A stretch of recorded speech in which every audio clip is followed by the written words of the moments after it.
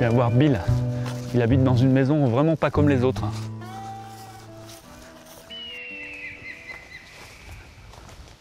C'est les aigles pêcheurs, ça. Ça doit être par là, là. Bill, il a pas de téléphone, il a pas d'internet. Je lui ai écrit une lettre là il y a quelques mois. Et un mois après, j'ai reçu ça. Regarde. Ça, c'est mignon. Et quand on voit une lettre comme ça, on a envie de venir. Bill Copperwaite. Voilà, on est au fin fond de l'État du Maine, aux États-Unis. Je suis venu voir où et comment habitent les Américains qui ont choisi de vivre autrement, pas comme les autres. Je vous propose une exploration de l'habitat expérimental du Nouveau Monde.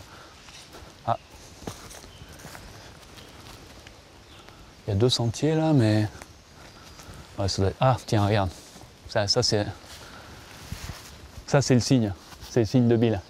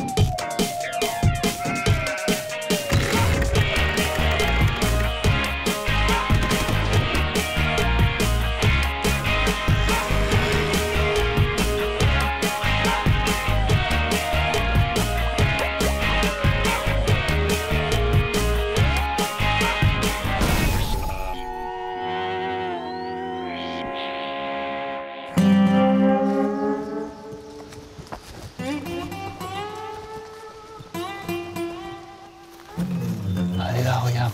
Oh, d'accord. Ah ouais, mais c'est vitré, j'avais pas vu, Il y a des petits panneaux solaires. Peut-être qu'il est en train de faire la sieste. Et il dessine, c'est lui là? Ah ouais, il est là, sur son bureau. Elle est incroyable cette yourte, elle est incroyable cette maison. On dirait une pagode là, t'as vu le toit et tout. Hello?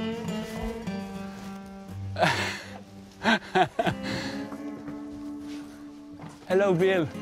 Il y a 2 manières de venir voir la maison de Bill Copperwaite. 1h30 de marche à travers la forêt ou 1 heure de canoë dans les fjords de l'Atlantique. Yes. Nice to meet you. Bonjour Bill. Oh, good to see C'est you. bon de te rencontrer. T'inquiète pas pour les chaussures. Si. No worries. J'ai vu une photo de sa maison il y a 20 ans dans un bouquin et déjà j'avais flashé. J'adore cet endroit. Oh. Ah, c'est impressionnant.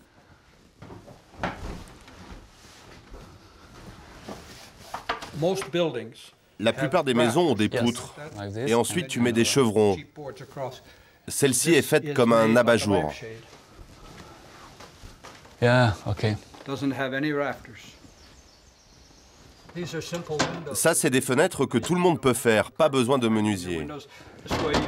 Regarde, tu les démontes tout seul, tu les laves et tu les remets. Yeah, this is simplicity, but... Ça, c'est de la simplicité, mais est-ce que c'est assez isolé? En hiver, c'est assez chaud, par exemple? I don't know. Bah écoute, je suis toujours là. Tous les gamins de la ville sont venus ici. Bill Copperwaite a construit sa première yourte sur le campus de la fac. Il a découvert ce style de maison avec un simple exercice de maths. Le cercle est la forme qui utilise le moins de matière par rapport à la surface au sol. Donc une des plus économiques. C'est du fil de pêche? Oui, du costaud, 45 kilos. Avant, le sommet de la yourte arrivait là, mais je l'ai surélevé pour avoir plus de lumière. Okay. Tu vois, c'est tout le temps en pleine transformation. Alors, tu dors là? Oui, et là, il y a des rangements. Ah, c'est une belle chambre.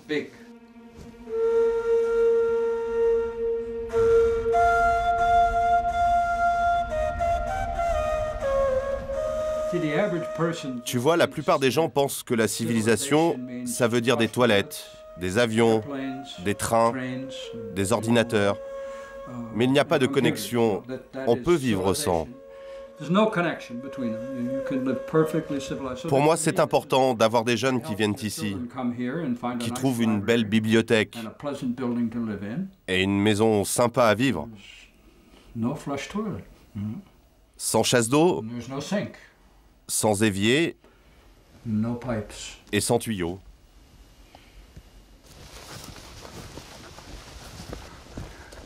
Et en hiver, tu viens ici aussi?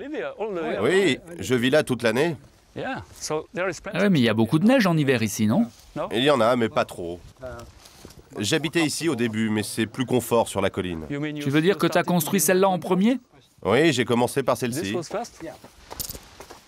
Là, tu vois, c'est la douche. Si tu veux en prendre une, tu descends. Ah oui, la douche. Ok, yeah, good. I have a look. Je vais aller voir. C'est la douche.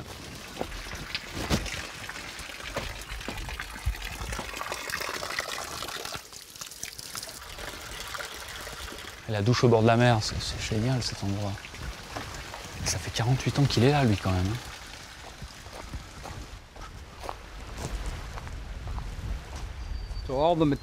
Tous les matériaux pour faire les yourtes, je les ai apportés en canoë. Ah ouais? Oh yeah. Oui, j'ai aussi utilisé un catamaran.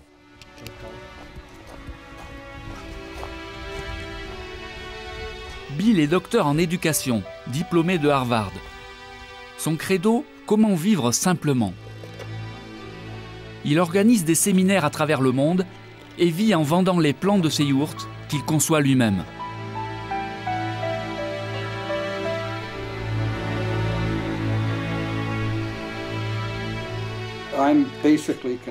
Tu vois, au fond, ce qui m'inquiète, c'est qu'on détruise la planète.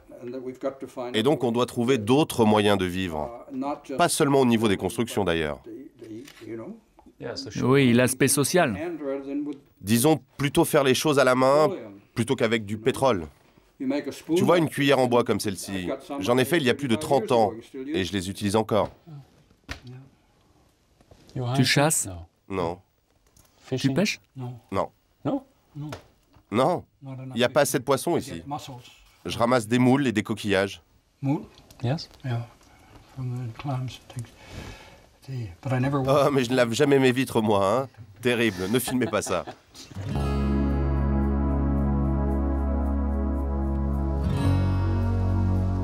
Chez Bill, il y a toujours quelque chose à faire. Bill est un bâtisseur nomade. Il étudie un peu partout dans le monde les systèmes de construction et la beauté des outils. Son plaisir, c'est de tout faire de ses propres mains.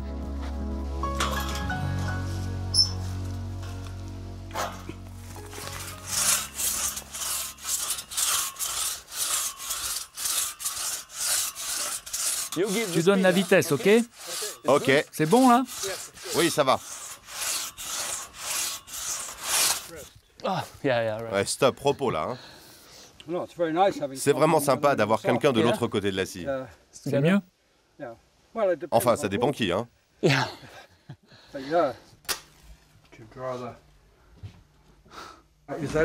Et y a-t-il assez d'eau pour les pâtes, là? Je dirais un peu plus.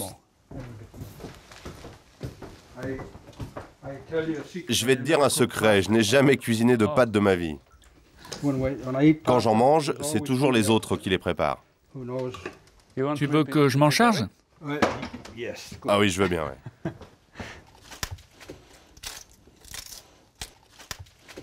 Je ne me rappelle plus laquelle est la poubelle.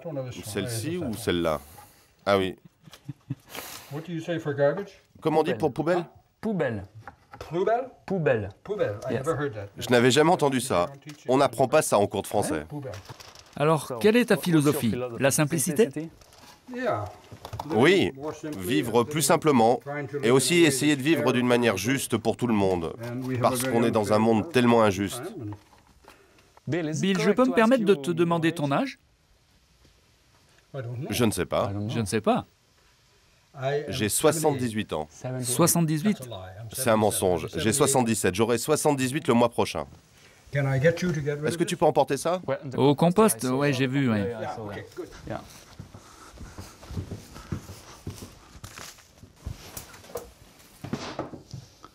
Alors chaque jour, tu essayes d'améliorer ta maison?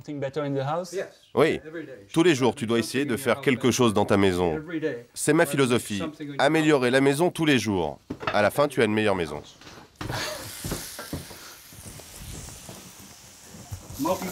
Une table multi-usage. God. Oh là là. Ah zut, c'est pas de niveau. C'est une table démocratique. Tout le monde peut en avoir une. Comme en Europe, il y a pas mal de temps.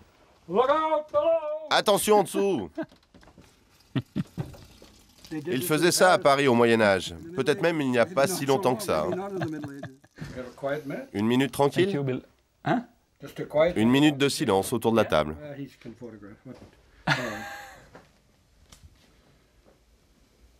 J'avais oublié qu'on était aux États-Unis. Bon appétit. Or Merci. something like that. Merci. Buen provecho. Thank you, Bill. So, Italian food Un with plat Chinese italien avec des chopsticks baguettes on chinoises dans un plat danois. Cuisiné par un Français. cooked by the French. so. Alors, c'est bon? Un repas international.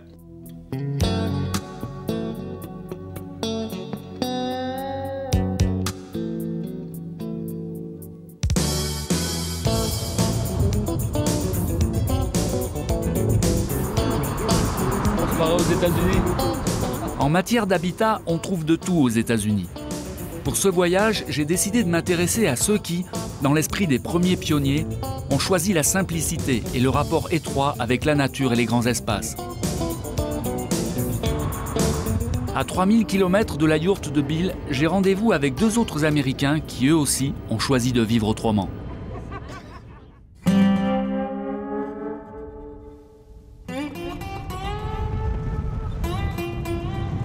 On est à l'endroit où les grandes plaines butent contre les rocheuses. Les Américains ont un terrain de jeu fantastique, immense. Bon là on file vers l'ouest, c'est la ruée vers l'ouest, fondateur du mythe américain. Et les Américains, ils ont gardé cette habitude de se déplacer. Ils charrient aussi souvent des grosses caravanes. Dès qu'ils partent en week-end, ils s'installent dans des coins perdus, ils font un petit campement.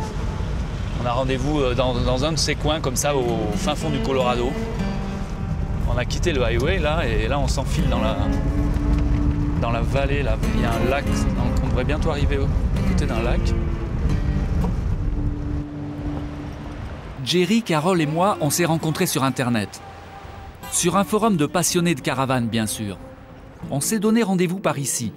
Passé un col à près de 4000 mètres d'altitude, j'atteins enfin le campement. Bon, c'est la bonne piste. Normalement, s'ils sont là, on est sûr de les trouver. Eh, regarde. Ouais, ça doit être Jerry, ça.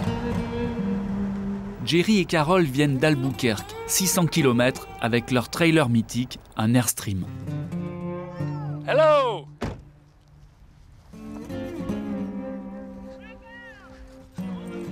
Yeah. Tu imaginais un lieu de rendez-vous comme ça? Long voyage, non? Content de vous voir. Moi, c'est Carole, enchantée. Qu'est-ce que tu penses de l'endroit? Ah, c'est un bon spot, hein? Bienvenue dans les hautes terres du Colorado. Bon, ça y est, on est chez nous. Chez nous, ça peut être n'importe où. Airstream classique. Yes.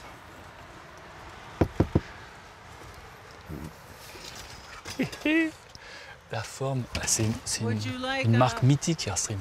Yeah. Voilà, la porte avec moustiquaire. Waouh. C'est un endroit civilisé. Ah, je vois ça.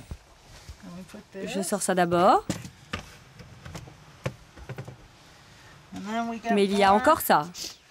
Ah, c'est une vraie deuxième maison. Oh, les fleurs au frigo. Il y en a encore. Ah, c'est incroyable. Là, il y a un bon couchage. Certaines caravanes ont 2 lits. Mais on s'aime, alors on peut dormir dans le même lit. This is home. Home sweet home. J'aime l'opéra et j'aime les montagnes. Je pense que le secret d'une bonne vie, c'est d'être confortable dans les extrêmes.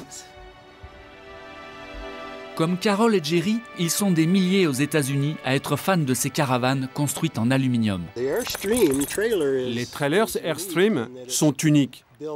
Elles sont construites comme le fuselage d'un avion. Elles sont uniques. Dans les années 60, la marque organisait même des expéditions à travers le monde. La plus fameuse expédition, c'était Cape Town Le Caire. Cape Town Le Caire. Un immense voyage. Je pense que c'était dans les années 50. Ah oui, ça c'est le chemin jusqu'au Caire. La traversée de l'Afrique jusqu'en Égypte. La marque devient une véritable légende. Même les cosmonautes en partance pour l'espace passent leur dernière nuit sur Terre à bord d'une Airstream. Dans les années 50, de véritables villes naissent en plein désert. Des campements comme au temps des chariots. Oh, cette ville, non mais attends. Carol et Jerry continuent cette vieille tradition américaine de sillonner l'Ouest et de s'arrêter en pleine nature, là où la nuit tombe. Mais aujourd'hui, sans le savoir, je me suis invité à leur anniversaire de mariage. Il y a quelqu'un? Vas-y, rentre. Look. On va se régaler. Alors tu cuisines pas, Jerry? Non, mais j'ai la chance d'être marié à une femme magnifique qui cuisine. Jerry m'a fait un dîner magnifique quand je l'ai rencontré. Je pensais qu'il fallait que je fasse quelque chose pour attirer son attention. Oh. Tu as fait un seul repas? C'est incroyable. Oh, c'était un dîner superbe. Joyeux anniversaire, chérie. À votre anniversaire de mariage. Oh, yes. Oui, Cheers. Cheers. cheers. Thank you. 22 years. 22 ans. Encore plein d'autres belles années. Good. Comment? Allez, circulez, y a rien à voir. C'est pour votre anniversaire. Yeah! Happy birthday!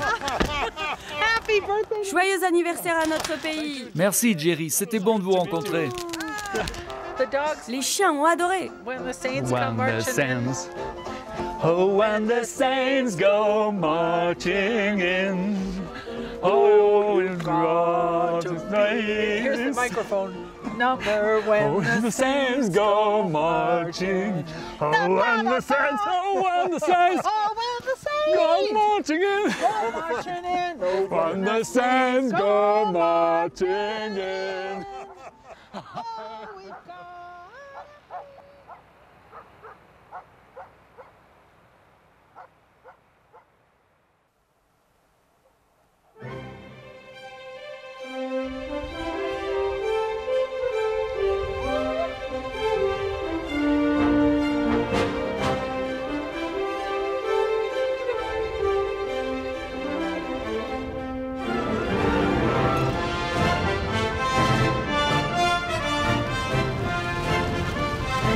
Je reprends la route pour descendre plus au sud.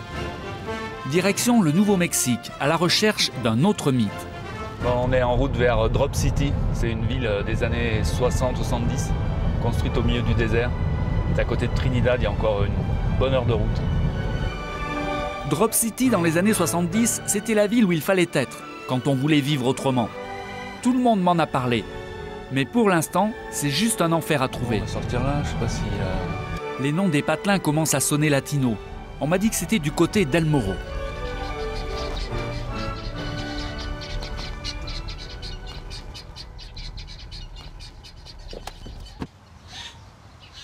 Il y a quelqu'un?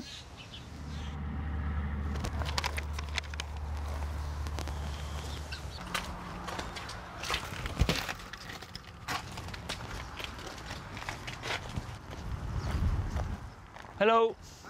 Bonjour.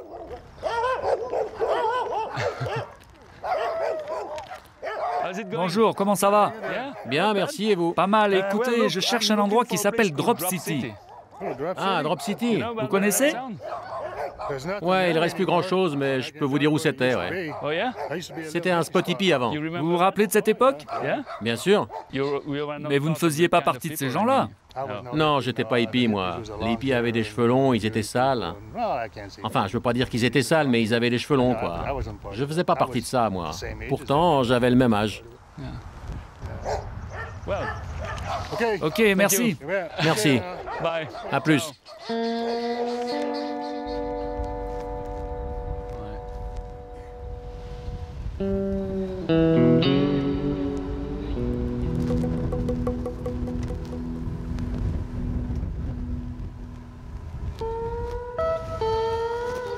Il a pas franchement la tête d'un hippie, mais bon. Hi. Look, on cherche Drop City, c'est par ici? No, you don't Vous know. savez pas? Somebody Il y a quelqu'un d'autre ici? No.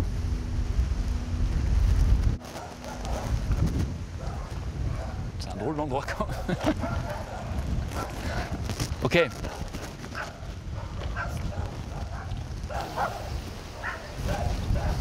Drop City, ici, il y avait une ville éphémère. Il y a des artistes qui avaient construit des dômes en bois et en matériaux de récupération, notamment des capots de bagnoles. Et c'était là. Maintenant, j'ai l'impression qu'il ne reste plus rien, on va voir, mais...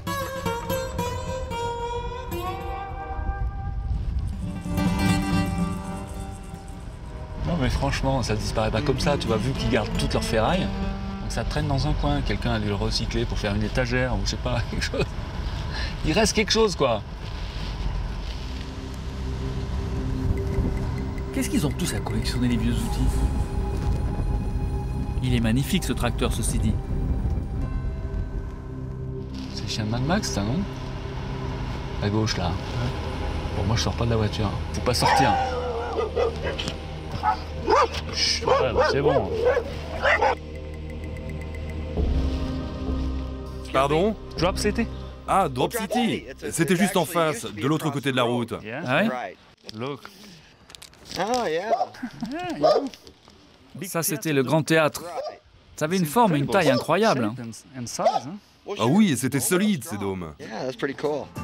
Faute de trouver la ville, finalement c'est à Denver que je retrouve le hippie fondateur de Drop City. Clark Richer a perdu quelques cheveux mais pas son enthousiasme. Il continue à bidouiller les dômes même s'ils ne sont plus en bois mais en plastique. Ça, c'est l'ombre de la 6e dimension. Yeah. Regarde bien l'ombre. En regardant bien, on voit 2 diamants qui se superposent. Yeah. C'est ce style de forme qu'on utilisait pour les dômes. Clark a gardé des images de la ville éphémère. L'histoire de Drop City, c'est l'histoire de 3 copains. Avec Clark, en 1965, ils achètent pour 450 $ un terrain pas loin de Trinidad. Ils commencent à assembler des structures avec des morceaux de bois et du grillage à poulet. L'idée, c'est de vivre dans des dômes. La forme parfaite pour une maison. La plupart des gens disaient que vivre dans un dôme vous connectait à la Terre. On pensait dans les années 60 que ça étendait le champ de notre conscience. You don't think... Tu ne penses plus comme ça maintenant? Si, mais aujourd'hui, j'essaye d'être discret là-dessus. Le dôme que tu vois là avait 2 niveaux. Yeah. Il y avait une partie commune là et 2 chambres, une à chaque niveau. Kind of Une sorte de mezzanine. Oui, c'est ça. Et si tu veux savoir, ce genre de maison nous a coûté, pour celle-ci par exemple, 7 $. 7 $ et quelques capots de voiture. Ah, dis donc, c'est bien. Ah oui, là, c'est celui-là là, que tu as refait. Ouais, c'est bien fait, hein. Ça donne une bonne idée. No, but it gives a good idea, the complex... Là, c'est celui où il y avait 3 familles qui vivaient ensemble. Together, yeah. Petit à petit, la communauté s'agrandit. Des architectes viennent de partout voir ce qui s'invente ici. Comme les premiers panneaux solaires, totalement révolutionnaires à l'époque. Ça, c'est de l'énergie solaire. Ce sont des tuyaux? Non, ce sont des panneaux de tôle ondulée. Ok. Là, c'était pendant la construction. Après, on a mis une plaque de verre par-dessus. Le métal chauffait les rochers qu'il y avait dessous. Tu veux dire qu'il n'y avait pas d'eau, juste de l'air? Non, il n'y avait pas d'eau, juste de l'air. Ça marchait bien. Même pendant une nuit d'hiver très froide, il fallait ouvrir les fenêtres pour refroidir l'intérieur. Wow. Avec le bouche à oreille, en quelques mois, au fur et à mesure que les dômes se construisent, Drop City devient vite l'endroit où il faut être. On pensait qu'on avait déménagé dans un endroit paumé, au milieu de nulle part. Mais c'est l'endroit le moins perdu où j'ai habité de toute ma vie. Il y a plein de gens qui sont venus. Le genre de gars qui sont passés à Drop City, c'était Timothy Leary ou Jim Morrison.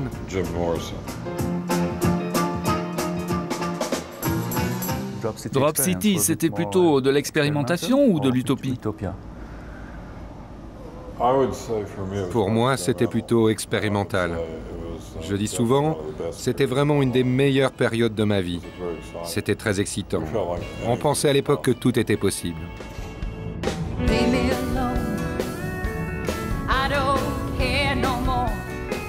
Aujourd'hui, Drop City n'existe plus, mais Clark et sa bande ont encore quelques fans dans la région. On m'a parlé d'un certain Lane qui vivrait dans l'un des endroits les plus perdus du Colorado, au bout d'une petite piste dans la vallée de San Luis. Je débarque à l'improviste dans un univers en bichromie, le blanc et le bleu.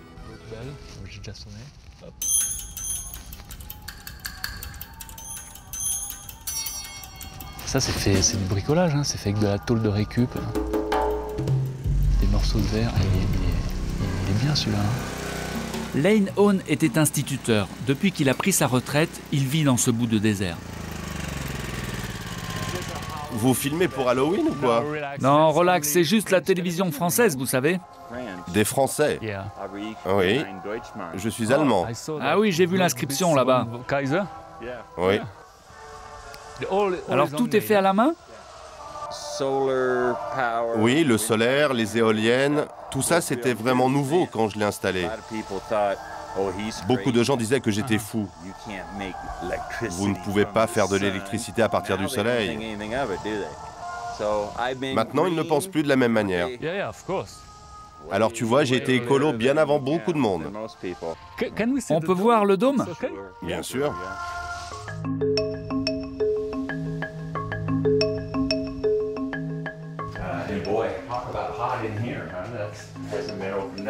Ça, c'est l'entrée de tout à l'heure. Ah oui, j'ai appuyé sur la sonnette là-bas. Ouais. Beaucoup de choses sont recyclées. Oui, bien sûr, ouais. Ok, ça c'est un vieux réservoir de station d'essence. Ah ouais? J'ai doublé les murs avec du béton, parce qu'il ne faudrait pas rester dans une pièce en métal quand il y a l'orage. Et bien sûr, c'est ancré très profondément dans le sol. Comment vous appelez ça? Il y a une puce électronique à l'intérieur. Oh yeah?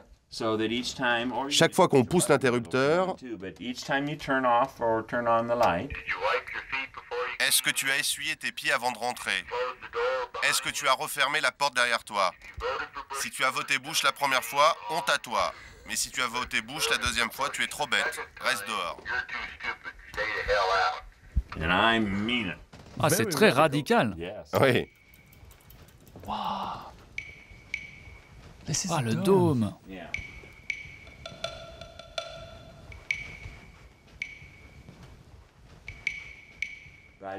J'ai laissé le dôme avec toute sa hauteur, bien sûr.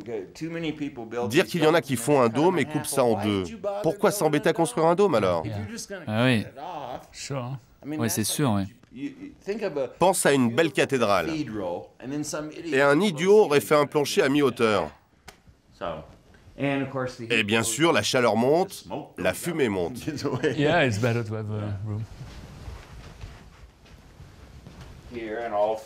Là, j'ai rempli les murs de mousse isolante. Alors c'est facile à chauffer en hiver. Parce qu'il fait très froid en hiver. Moins 20 degrés. Plus froid que plein d'endroits en Alaska.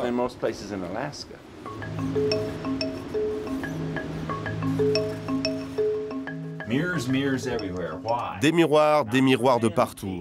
Pourquoi? Pas par vanité. Pas pour passer son temps à se regarder. Pour distribuer la lumière.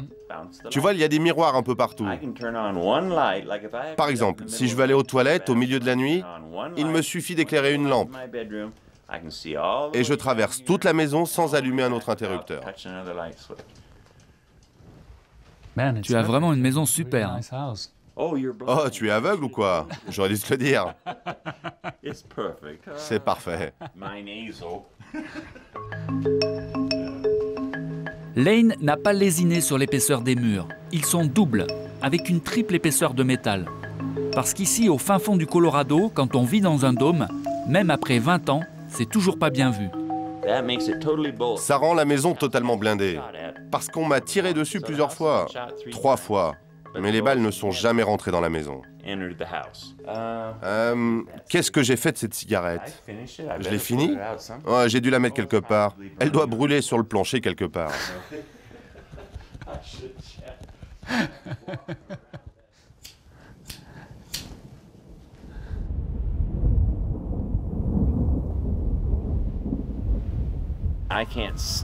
Je ne peux pas vivre dans une boîte ordinaire. Je ne peux pas rouler dans une voiture ordinaire.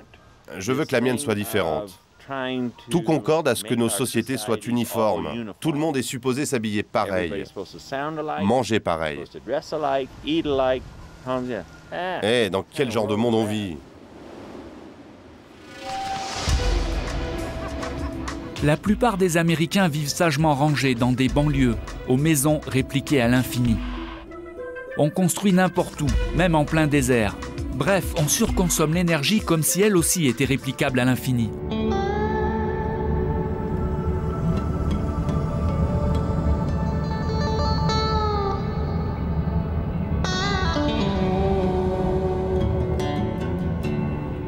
J'ai rendez-vous au nord de Taos, au Nouveau-Mexique. Ici, le Rio Grande a creusé un canyon qui fait plus de 200 mètres de profondeur. Un endroit pas forcément très accueillant où on m'a pourtant parlé d'étranges vaisseaux habités. On les appelle les Earthships, les vaisseaux en terre. Ah, ça, c'est le territoire de la bande de Michael Reynolds. C'est un architecte qui vit ici depuis les années 70.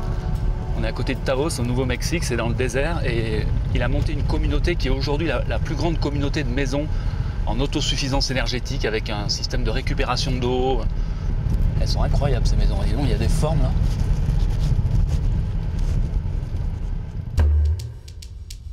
L'idée de Michael, c'est de construire ces vaisseaux avec un maximum de matériaux de récupération. Les murs extérieurs sont faits de pneus remplis de terre. Le tout est recouvert ou mélangé avec de l'adobe, un torchis utilisé dans tout le sud des États-Unis. Hello.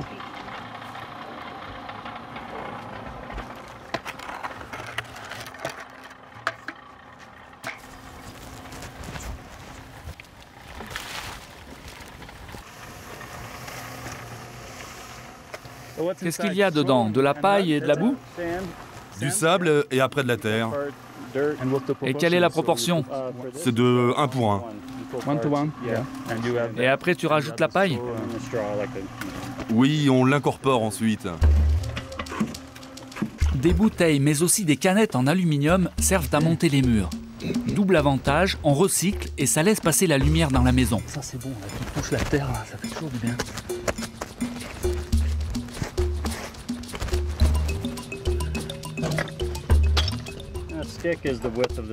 Le bâton sert à mesurer l'épaisseur du mur. Tu le tiens comme ça et tu restes régulier. Je vais essayer de faire ça. Comme ça va? J'ai fait un peu rapproché moi. Aucune des maisons n'est reliée au réseau électrique. Toute l'énergie vient des panneaux solaires et des éoliennes. Et puis bien sûr, désert oblige, l'eau de pluie est récupérée. 6 mois d'autonomie en eau par exemple, pour la maison de Ron, le voisin. Je parle français un peu. Ah bien, bien. C'est un endroit étrange pour habiter, non? Ouais, on s'est installé ici parce que c'est un des endroits les plus durs du monde. Du point de vue de l'environnement, je parle. Il y a des changements de climat incroyables ici. On peut voir la maison? Elle a une drôle de forme. Hein. À l'intérieur, ça fait carrément envie. Difficile d'imaginer qu'on est en plein désert. Ah, vous avez des salades? Oui, on a plusieurs sortes de laitues. Et on fait pousser des tomates ici et du persil. Là, on a 2 types de poivriers. Et puis 1, 2, 3, 4 bananiers. Et ils produisent? Ouais, on fait des récoltes, ouais.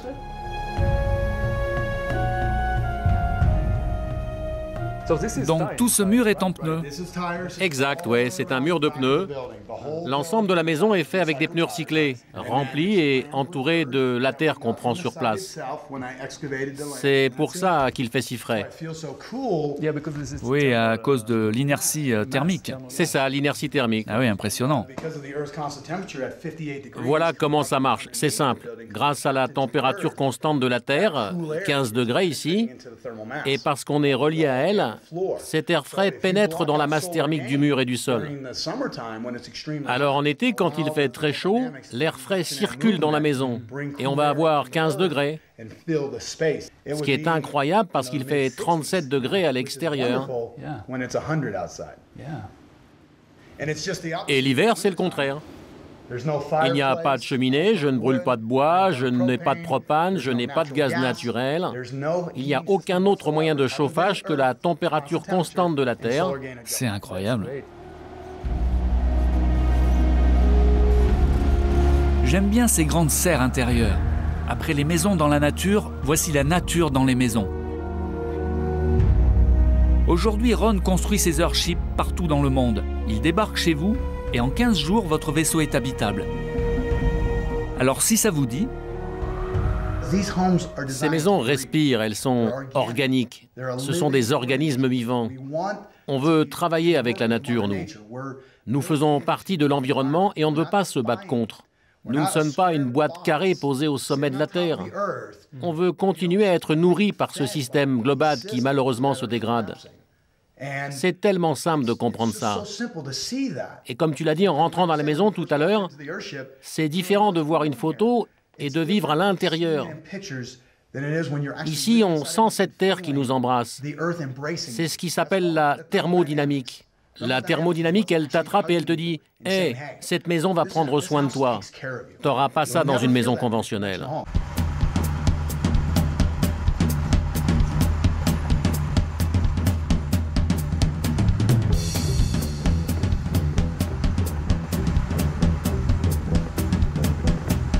Là, c'est ce que j'appelle la circulation normale à Los Angeles. À 1h30 de la circulation infernale de Los Angeles, j'ai rendez-vous avec Michael Jansen.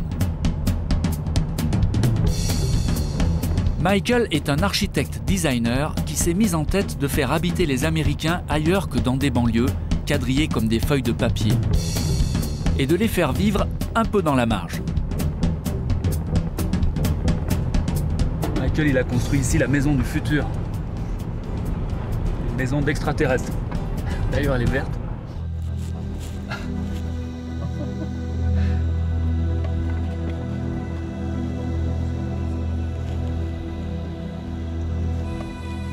Alors, tu t'attendais à ça? Ah, c'est impressionnant. C'est dur d'avoir une idée quand tu vois ça sur une photo.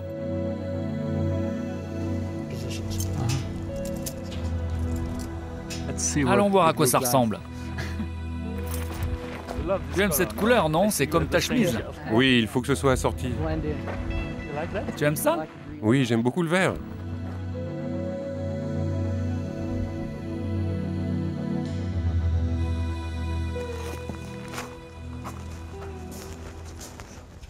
Donc c'est de l'acier et du bois? C'est de l'acier et du béton. Ah bon, du béton? Oui, c'est du béton composite. Un mélange de ciment et de fibres de bois. C'est construit à partir de cubes de 2,50 m de côté. Il y a 7 cubes qui composent cette maison. Mais il pourrait y en avoir beaucoup plus. C'est une structure de départ et après tu y accroches ce que tu veux. Toutes sortes de panneaux. Oui, pour le toit. Oui, tu peux créer l'environnement que tu veux. C'est juste une des combinaisons, mais des milliers sont possibles. Des milliers? Bien sûr, tu peux juste continuer à assembler comme ça et tu peux couvrir la colline entière si tu veux. Michael a tout entendu sur sa maison, le pire comme le meilleur. Moi j'aime bien. J'ai un peu l'impression d'être quelque part dans une station spatiale. Pour moi, c'est la fonction qui doit créer l'esthétique et le style. Parce que de mon point de vue, l'esthétique conventionnelle a tué la vraie innovation dans l'architecture, particulièrement dans la construction des maisons.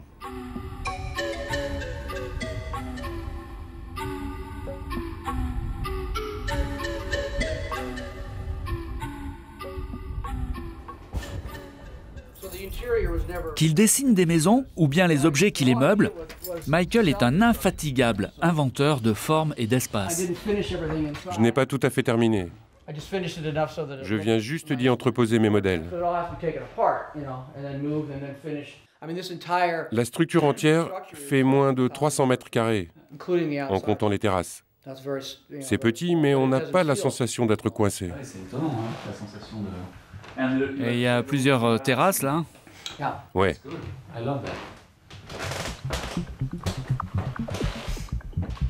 Et je vais aller voir la chambre. C'est une chambre, j'imagine. C'est plutôt une sorte de salon de lecture. Oh, oui, une petite cheminée. Oh, c'est sympa. Oh, yeah. Ah oui. Attends, c'est vraiment plein d'idées. 1, 2, 3, 4, 5, 6... Je sais pas... Il y a 18 murs là. Oui, c'est fait à partir d'un cube. Et là, tu vois, on est à l'intérieur du cube, de ce cube de 2,50 m de côté. Et ensuite, j'ai éclaté le cube. Là, il y a un balcon. Un petit balcon. Ah oui, il suffit juste de déboulonner quelques panneaux et tu peux tout recouvrir. Oui, il suffit de retirer ce boulon, là, des deux côtés. Tu enlèves ça, et puis après ça se met à plat.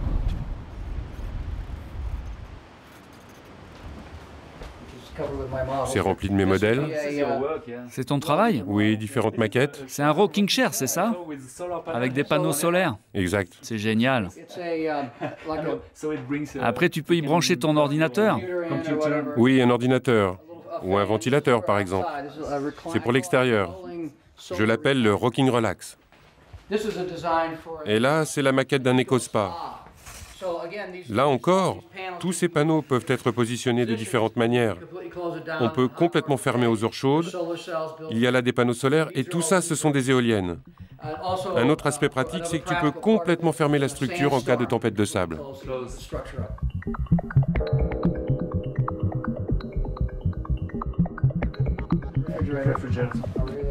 Des espaces un peu comme dans un bateau. Pas immenses, mais bien conçus. Encore un peu en avance sur son temps, l'univers de Michael commence à rassembler. Dernièrement, Brad Pitt est venu visiter la maison. Finalement, c'est un Chinois qui l'a achetée. Elle sera entièrement démontée pour être reconstruite, pièce par pièce, quelque part en Chine. Tu crois que les Américains sont prêts à vivre dans ce genre de maison? Je veux dire, dans leur tête? Non, la plupart ne sont pas prêts. Je pense que quand ça deviendra branché, la plupart des gens l'accepteront. Je crois que c'est ça la clé du problème.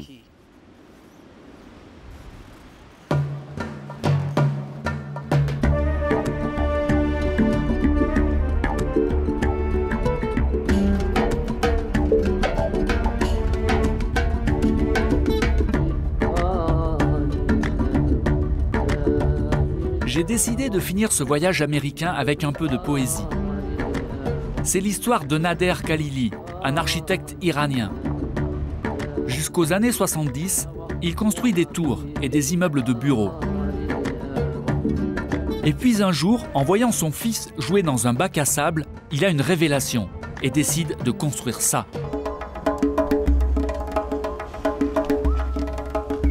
Des maisons à 500 $ faites de sacs plastiques, remplies de terre et solidarisées par de simples fils de fer barbelés.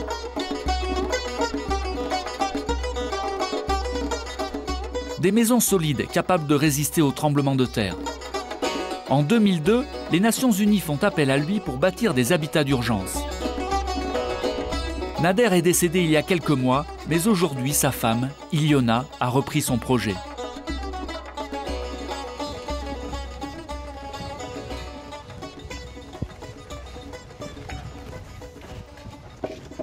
Ça, c'est ce qu'on appelle une toute petite maison. Pour plein de gens, ce n'est pas si petit, mais d'un point de vue du standard américain, si. Ça combine le contemporain et le traditionnel. On appelle ça le cocon lunaire. Ah, j'aime bien ce style. Chacune de ces petites niches a différentes fonctions. Celle-ci, c'est la salle de bain. Il y a toujours ce son incroyable. Ah oui, ça résonne comme ça à cause de la forme. Le nid pour dormir, j'aime ça. Waouh. Oh, je vais essayer. Oui, il y a une petite entrée, mais... Ça fait 10 mètres carrés? Oui, en tout, moins de 30 mètres carrés.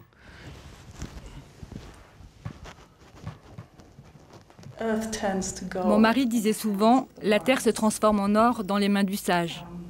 En langue farcie,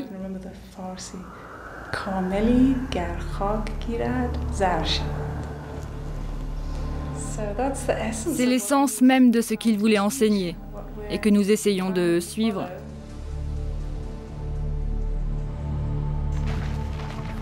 Là, c'est ce qu'on appelle le dôme du poète Rumi. Rumi Dome.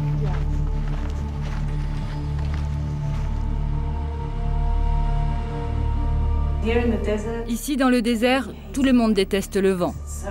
Il est si fort et si chaud en été. Mais ces petits trous le régulent et ils dispersent la lumière aussi. Tu as raison, on sent l'air frais. Hein. Alors on est à l'extérieur, tout en se sentant protégé. En 1990, Nader propose à la NASA de construire des maisons sur la Lune avec une vieille technique iranienne, les cuire comme des poteries. Si tu concentres les rayons du soleil, tu peux transformer la Terre en céramique instantanément. Alors, quand il a proposé cette idée à la NASA de construire sur la Lune, il voulait utiliser des grosses lentilles de verre pour concentrer le soleil et produire cette chaleur.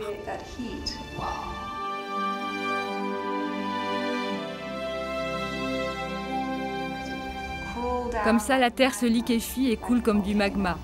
Tu obtiens une sorte de croûte de 5 cm de céramique. Tu vides l'intérieur et tu as ton dôme. Finalement, le projet lunaire de Nader ne verra pas le jour. Mais dans ce petit bout de désert californien, on continue à construire les maisons qu'il a imaginées. Le dernier à s'aventurer, c'est Bob Lyon. Bob n'est ni un hippie, ni un nostalgique de Drop City. Prof de sociologie, il a juste décidé de quitter la ville et de revenir à plus de simplicité. Je n'avais jamais fait un truc pareil de toute ma vie.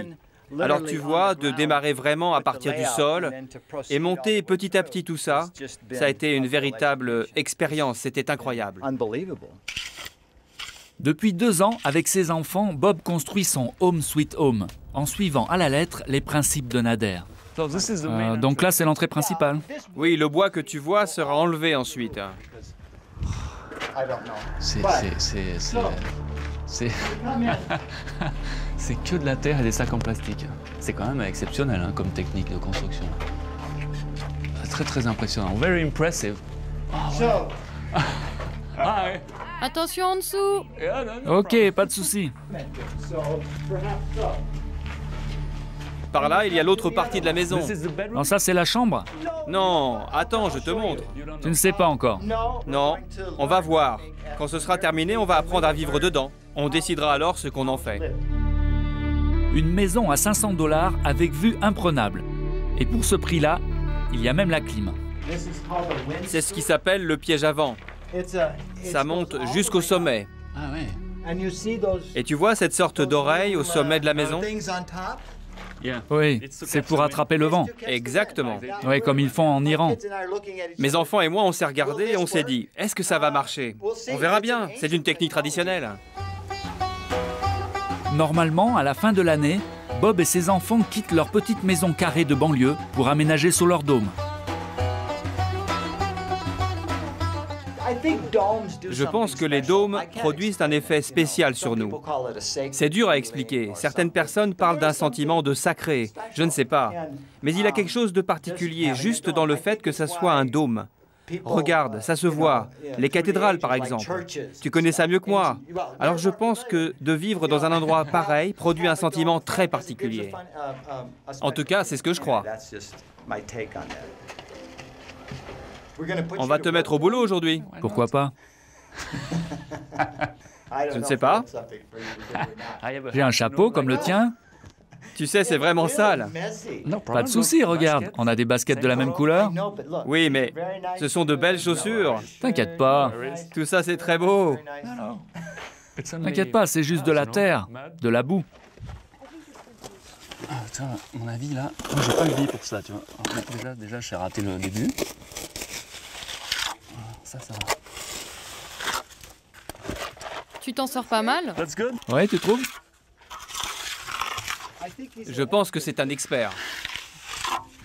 Il a déjà fait ça avant. Peut-être. Il a de multiples talents. Ce sera le mur français, ok? Oui, c'est ça. On va l'appeler le mur français.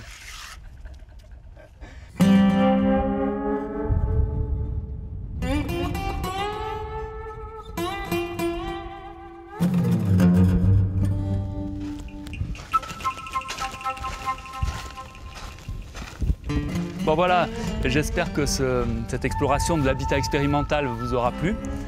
Vous avez maintenant tout ce qu'il vous faut pour construire la maison de vos rêves, non?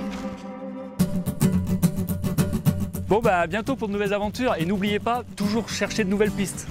Toujours sortir des chemins battus. Have fun!